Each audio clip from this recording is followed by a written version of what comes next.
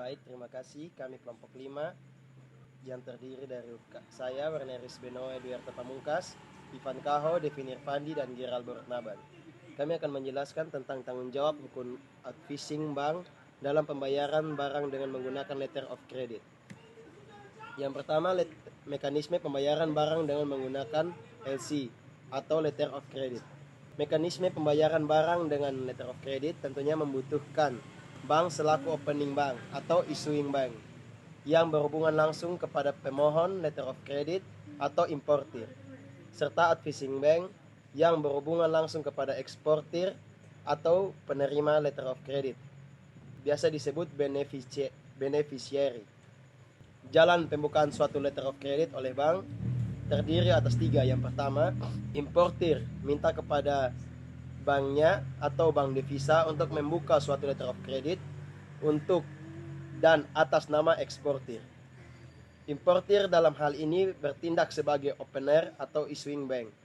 Yang kedua, bila mana importir sudah memenuhi ketentuan yang berlaku untuk importir seperti keharusan adanya surat izin impor, maka bank melakukan penutupan kontrak valuta dengan importir dan melaksanakan pembukaan letter of credit atas nama importir. Bank dalam hal ini bertindak sebagai opening atau issuing bank. Yang ketiga, advising bank memberitahukan kepada eksportir mengenai pembukaan letter of credit tersebut.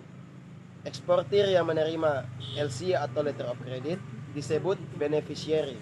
Di dalam hal advising bank, bank juga dikuasakan untuk membeli wesel-wesel yang ditarik oleh eksportir atas letter of credit itu.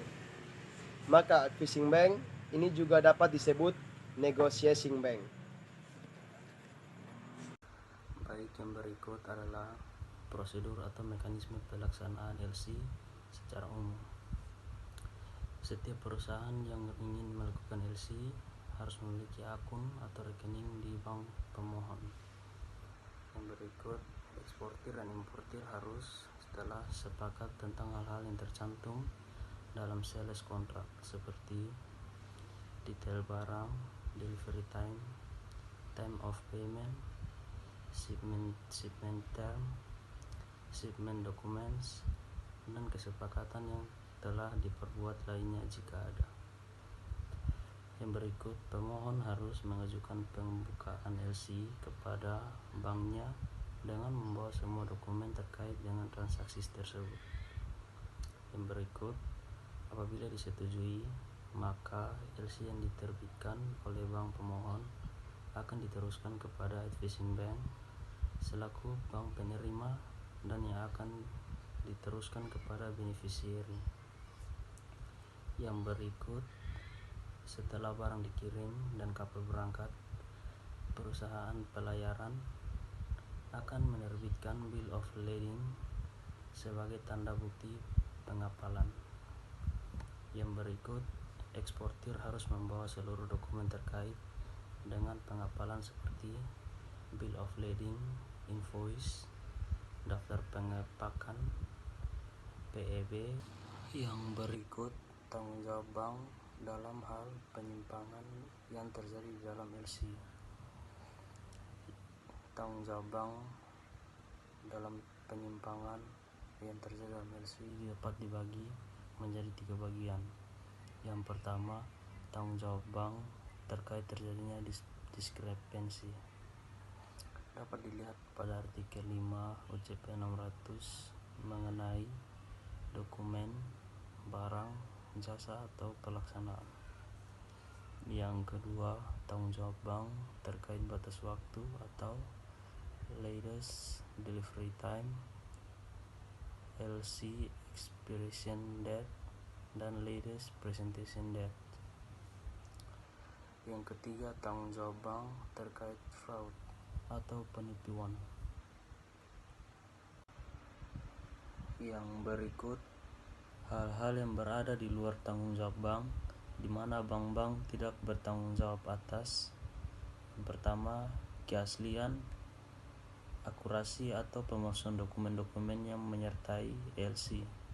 Yang kedua, pemenuhan syarat-syarat umum atau khusus yang tercantum dalam tiap dokumen. Yang ketiga, kepastian tentang jumlah berat, mutu, kemasan, pengiriman, dan jumlah nilai komoditas yang diperdagangkan. Yang keempat, kinerja EMKL atau EMKU, perusahaan perkapalan yang mengangkut barang. Yang kelima, keterlambatan pengiriman, hilang atau rusaknya surat telex yang dikirimkan dalam rangka pelaksanaan LC, maupun kesalahan interpretasi teknis oleh pihak ketiga atas isi sarana komunikasi tertulis tersebut di atas. Yang keenam, kerugian yang ditimbulkan seperti bencana alam, perang, pemogokan, penjarahan, atau sebab-sebab lain di luar kekuasaan bank. Upaya penyelesaian dalam hal terjadi penyimpangan dalam letter of credit. Yang pertama, upaya penyelesaian bank terkait dengan terjadinya diskrepensi. Jadi situ perbedaan antara letter of credit dengan dokumen itu bisa disebut dengan diskrepensi. Yang kedua, upaya penyelesaian bank terkait terjadinya batas waktu yang telah diberikan. Yang ketiga, upaya penyelesaian bank terkait dengan fraud. Jadi di sini pihak bank wajib menolak pembayaran letter of credit karena tindakan penipuan merupakan penyelesaian terhadap keharusan pembayaran letter of credit. Baik, terima kasih. Materi terakhir saya akan membahas tentang upaya yang dapat dilakukannya untuk menghindari terjadinya fraud LC oleh eksportir, yaitu di sini ada dua cara. Yang pertama, menerapkan prinsip mengenal nasabah atau know your customer principles. Bank wajib menerapkan prinsip mengenal nasabah atau know your customer principles dalam menerapkannya. Pihak bank diwajibkan untuk melakukan hal berikut ini. Yang pertama, menetapkan kebijakan penerimaan nasabah. Yang kedua, menetapkan kebijakan dan prosedur dalam mengidentifikasi nasabah. Yang ketiga, menetapkan kebijakan dan prosedur pemantauan terhadap rekening dan transaksi nasabah.